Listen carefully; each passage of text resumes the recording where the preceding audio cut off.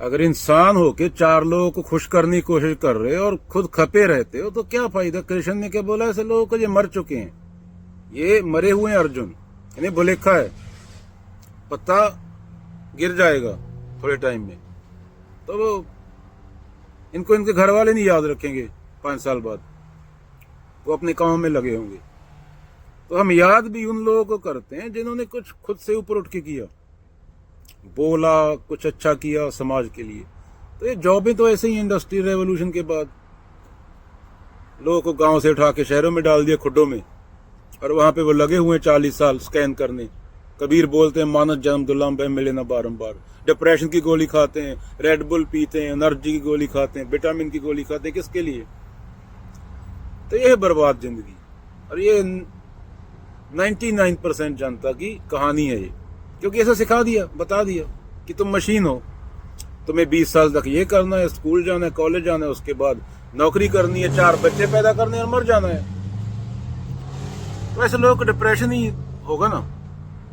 इंसान को कुदरत ने इस तरीके से डिजाइन नहीं किया। कुदरत ने इंसान को जिस तरह से इंसान चल रहा है, जिस तरह से कंडीशनिंग है उसकी, उस तरीके से डिजाइन नहीं किया।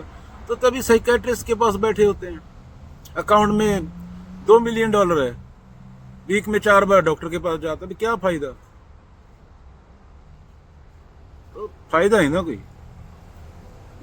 बस दिखावे के लिए कि मेरे खाते में इतना पैसा है, फोटो खिंचवा के डाल दो, 4 लोग चौड़े होंगे, वो उसी जाल में फंस जाएंगे। सेम चीज है। कबीरों को क्यों याद करते हो, बुद्धों को क्यों याद करते हो, बाबा नानक को क्यों याद करते हो? बागी थे, तो हर गलत चीज के खिलाफ बागी थे। ये मान ले, क्यों मानू? एक किताब में लिखा है, किताब में तो मैं सुपरमैन की किताब में मानने लगता हूं, उसमें सुपरमैन उड़ता है, जो नहीं मानेगा मैं उसको गोली मार दूंगा। 100 आदमी अपने साथ लेके इकट्ठे और कर लेता हूँ मानने वाले, उनको पैसे देता हूँ। ये सुपरमैन की रिलीजन को नहीं मानेगा, धर्म को नहीं मानेगा, उसको गोली मार दी जाएगी। मानने तो कुछ भी मान लो। ये दिमाग इस तरह डिजाइन हुआ है, कुछ भी आदमी को 10 साल बताते रहो जर्मन अच्छे होते हैं, हिटलर ने बताया तो, और लोग बुरे होते हैं, आर्यन रेस अच्छी होती है, तो मानने लगे।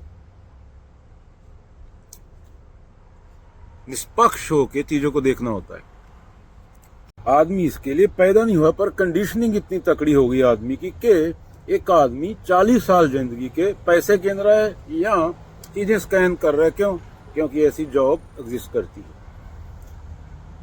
तो एक सर्वे हुआ था, उसमें ये स्वीकार करना बहुत मुश्किल होता है, पर 90% लोगों ने स्वीकार किया था कि उनकी जॉब का कोई मतलब नहीं है, वो कर रहे हैं, बस घर चलाना है।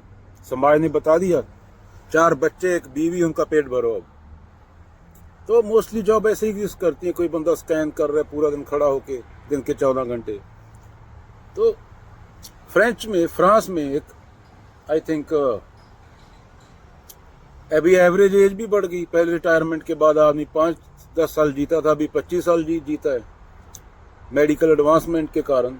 तो एक सर्वे हुआ था वहां पे, नहीं सर्वे नहीं हुआ था, वो बढ़ा दिया था, रिटायरमेंट एज बढ़ा दिया 2 साल, आई थिंक 63 से 65 कर दिया था। तो 90% बुढ़े सड़कों पे आ गए थे कि भाई हमने बड़ी मुश्किल से किया ये। तो सरकार ही बोल रही थी कि भाई अभी एवरेज एज बढ़ गई तुम्हारी इंसान की, तो तुम सरकार पे बोझ क्यों बनो पेंशन का। तो इतना मतलब हल्ला मचा हुआ है कि ऑलमोस्ट 90%, 20 लाख लोग, 20 लाख बुढ़े, वही फ्रांस जैसे कंट्री में, इंडिया की बात नहीं कर रहा जहाँ पे आबादी ज्यादा है, वो सड़कों पे आ गए थे कि हमने ये 40 साल बड़ी मुश्किल से किया है। क्योंकि मजबूरी थी। मजबूरी इंसान हो, डंगर की मजबूरी हो सकती है, इसको तुमने किले पे बांध लिया।